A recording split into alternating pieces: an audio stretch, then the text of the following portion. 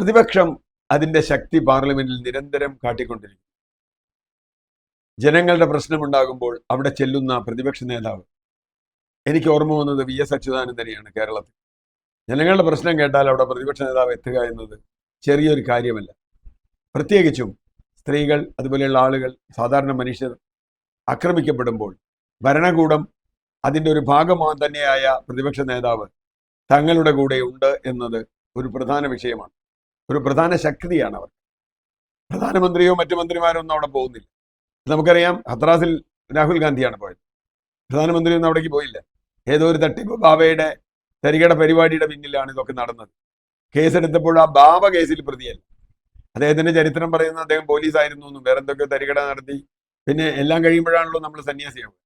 അങ്ങനെ ആ സന്യാസിയായി വന്ന ആളാണെന്നാണ് പറയുന്നത്. എന്തായാലും അതിന്റെ കഥ നമുക്കറിയില്ല. പക്ഷേ ഒരു കാര്യം നമുക്കറിയാം, അവിടെ നിരവധി ആളുകൾ, 100-ലധികം ആളുകൾ കൊല്ലപ്പെട്ടിരിക്കുന്നു. 120-ൽ കൂടുതൽ മരിച്ചിട്ടുണ്ട്. ഇപ്പോഴും പലരും ആശുപത്രിയിലുണ്ട്. എന്തിനു വേണ്ടിയിട്ടാ? എന്താണ് അവിടെ ഉണ്ടായ പ്രകോപനം? ആരാണ് അവരെ അതിലേക്ക് നയിച്ചത്? ഇതിന്റെ സംഘാടകരാരാണ്? ഈ ബാബയുടെ ഹിസ്റ്ററി എന്താണ്? ബാബ എവിടെയാണ്? ഇങ്ങനെയുള്ള നിരവധി ചോദ്യങ്ങളുണ്ട്. ബാബയെ രക്ഷപ്പെടാൻ അനുവദിച്ചത് ആരാണ്? ഇപ്പോഴും അയാളെ പിടികിട്ടാതിരിക്കുന്നത് എന്തുകൊണ്ടാണ്? ഈ ചോദ്യങ്ങളുണ്ട്. അവിടെയാണ് രാഹുൽ ഗാന്ധി ചെന്നത്. തീർച്ചയായും അത് അവിടുത്തെ ഇരകൾക്ക് ശക്തിയായിട്ടുണ്ട്. രാഹുൽ ഗാന്ധി പ്രതിപക്ഷവും നിരന്തരം ആവശ്യപ്പെട്ടിരുന്ന ഒരു കാര്യമാണ് മണിപ്പൂരിലേക്ക് പ്രധാനമന്ത്രി പോവുക എന്ന്. മണിപ്പൂരിൽ മനുഷ്യജീവൻ, പ്രത്യേകിച്ചും സ്ത്രീകൾ വലിയ തോതിൽ ആക്രമിക്കപ്പെടുന്നു, അപമാനിക്കപ്പെടുന്നു, കൊല്ലപ്പെടുന്നു. അവിടെ പള്ളികൾ ആക്രമിക്കപ്പെടുന്നു. പ്രധാനമന്ത്രി ഇതൊന്നും അറിയാത്ത മാതിരി അവിടെ ഇരിക്കുന്നു. അവസാനം അദ്ദേഹം എന്തോ ഒരു മറുപടി പറഞ്ഞു. മണിപ്പൂരിൽ കോൺഗ്രസിന്റെ കാലത്ത് ഇത്ര പേർ മരിച്ചിട്ടുണ്ടെന്നുള്ളൊരു കണക്കാണ് പറഞ്ഞത്. അതല്ലല്ലോ 10 വർഷത്തിലേറെയായി ഇന്ത്യ രാജ്യം ഭരിക്കുന്ന ഒരു പ്രധാനമന്ത്രി പറയേണ്ടത്. തന്റെ ഭരണകാലത്ത് ഇത്ര പേർ കൊല്ലപ്പെട്ടു, അതെന്തുകൊണ്ടാണ്, അത് തടയാൻ താൻ എന്ത് ചെയ്തു എന്ന് പറയാൻ അദ്ദേഹം തയ്യാറായില്ല. അപ്പോഴും അദ്ദേഹം 10 കൊല്ലം മുമ്പുള്ള കോൺഗ്രസിന്റെ ഭരണത്തെക്കുറിച്ചുള്ള ഏതോ ഒരു കഥയാണ് പറഞ്ഞത്. അതവിടെ നിൽക്കട്ടെ. എന്നാൽ രാഹുൽ ഗാന്ധി വിജയത്തിന് ശേഷവും മണിപ്പൂരിൽ വീണ്ടും പോയി. മണിപ്പൂരിലെ ജനങ്ങളുടെ വികാരം എന്താണ് എന്ന് അവർ തെരഞ്ഞെടുപ്പിലൂടെ പ്രകടിപ്പിച്ചിരുന്നു. BJP ഭരിക്കുന്ന സംസ്ഥാനത്തെ 2 സീറ്റുകളും അവർക്കെതിരായി കോൺഗ്രസിന് അനുകൂലമായി വിധി എഴുതിയ സ്ഥലമാണ് മണിപ്പൂർ.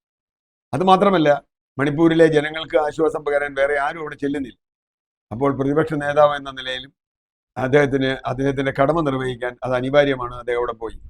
മണിപ്പൂരിൽ മാത്രമല്ല, ഇപ്പോൾ വലിയ തോതിൽ കാലാവസ്ഥാ മാറ്റത്തിന്റെ ദുരന്തം അനുഭവിക്കുന്ന ആസാമിൽ വലിയ തോതിലുള്ള വെള്ളപ്പൊക്കമാണ്. അവിടെ വലിയ തോതിൽ ജനങ്ങൾ അവരുടെ ജീവിതത്തിൽ നിന്ന് തൂത്തെറിയപ്പെടുന്നുണ്ട്. അവിടെയും അവിടെ ഒരു സർക്കാരുണ്ട് BJPയുടെ. പക്ഷെ ആ സർക്കാർ കൊണ്ട് പ്രത്യേകിച്ച് കാര്യമൊന്നും ഉണ്ടെന്ന് ജനങ്ങൾക്ക് തോന്നുന്നില്ല. അവിടെയും രാഹുൽ ഗാന്ധി തന്റെ സന്ദർശനം നടത്തി ജനങ്ങളെ സമാശ്വസിപ്പിച്ചു. അവിടെ ചെയ്യാവുന്ന സുരക്ഷാ പ്രവർത്തനങ്ങൾ അല്ലെങ്കിൽ പുനരധിവാസ പ്രവർത്തനങ്ങൾ ചെയ്യണം എന്ന് അദ്ദേഹം കോൺഗ്രസ്സുകാരോടെങ്കിലും ആവശ്യപ്പെട്ടിട്ടുണ്ട്. പാർലമെന്റിനകത്തും വലിയ തോതിലുള്ള മാറ്റം ഉണ്ടായിട്ടുണ്ട്. രാഹുൽ ഗാന്ധിയുടെ പ്രസംഗത്തിനെ കടത്തിവെട്ടുന്നു എന്ന് പറയുന്ന തരത്തിലാണ് മെഹുവ മൈത്ര. നമുക്ക് മെഹുവ മൈത്രയെ കുറെ കാലമായി പരിചയമുണ്ട്.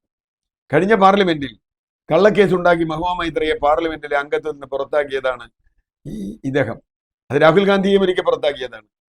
പക്ഷേ രാഹുൽ ഗാന്ധി കോടതി ഉത്തരവിലൂടെ തിരിച്ചു വന്നു. ഇപ്പോൾ മെഹുവ മൈത്ര നടത്തിയ പ്രസംഗം ചരിത്ര പ്രസിദ്ധമായ പ്രസംഗമാണ്. അക്കമിട്ടാണ് നരേന്ദ്രമോദി സർക്കാരിന്റെ തെറ്റായ പ്രവണതകളെ അദ്ദേഹം പറഞ്ഞത്. അതിനാകെ മറുപടി പറയുന്നത് ബംഗാളിൽ ഏതോ ഒരു സ്ത്രീ ആക്രമിക്കപ്പെട്ടു എന്നാണ്. ബംഗാളിൽ സ്ത്രീ ആക്രമിക്കപ്പെട്ടെങ്കിൽ കേസെടുക്കട്ടെ, അതല്ലല്ലോ വിഷയം. ഇന്ത്യ ഒട്ടാകെ നടക്കുന്ന, ബംഗാളിലും മുൻകാലത്തൊക്കെ നടന്നിട്ടുള്ള, അല്ലെങ്കിൽ മണിപ്പൂരിൽ നടക്കുന്ന കാര്യങ്ങളെ കുറിച്ചാണ് മെഹുവ മൈത്ര ഉന്നയിച്ചത്. അവർക്കെതിരെ കള്ളക്കേസ് ഉണ്ടാക്കി വീണ്ടും അവരെ കൊടുക്കാനുള്ള ശ്രമമാണ്. പക്ഷേ ഒരു മെഹുവ മൈത്രയിൽ കാര്യങ്ങൾ അവസാനിക്കുന്നില്ല എന്നാണ് ഈ പാർലമെന്റ് സമ്മേളനം നമ്മളെ കാണിച്ചത്. സാഗരിക ഘോഷ് എന്ന് പറയുന്ന പുതിയ ഒരു വനിതാ MP ബംഗാളിൽ നിന്ന് വന്നിട്ടുണ്ട്. ബംഗാളിൽ നിന്ന് വന്നതിൽ തൃണമൂൽ MPമാരിൽ 1/3 പേരും സ്ത്രീകളാണ്, അതിൽ കൂടുതൽ സ്ത്രീകളാണ്.